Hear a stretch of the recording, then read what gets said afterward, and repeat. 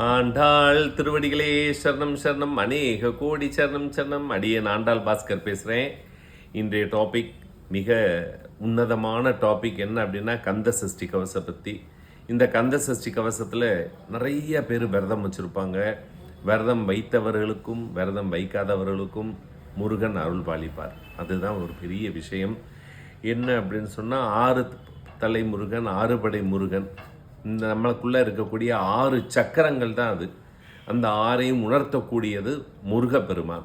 அவர் நேராக வேல் எப்படி இருக்கும், நேராக தண்டு வடத்தில் ஏற்றி மேலே விரிந்தும் குவிந்தும் வேல் போல் நம்மளுக்கு நம்மளுடைய ஞானம் அப்படி ஏற்படும். விரிந்தும் குவிந்தும் ஏற்படும். அப்படிப்பட்ட அந்த வேலை சுட்டி காட்டி நம்மளுக்கு அப்படிப்பட்ட இந்த கந்த சஷ்டி விரதத்தில் நாம் விரதம் இருந்து ஒரு சூரனை சம்ஹாரம் பண்ணுறது அப்படிங்கிறது என்னென்னா, நமக்குள் இருக்கக்கூடிய துர்விஷயங்களை எல்லாம் அகற்றிவிட வேண்டும் அப்படிங்கிறத காட்டுறதுக்கு தான் இந்த கந்த சஷ்டி விரதம். எல்லாரும் இன்புற்று வாழ வாழ்த்துகிறேன். இறைவனை கந்தனை பிரார்த்திக்கிறேன்.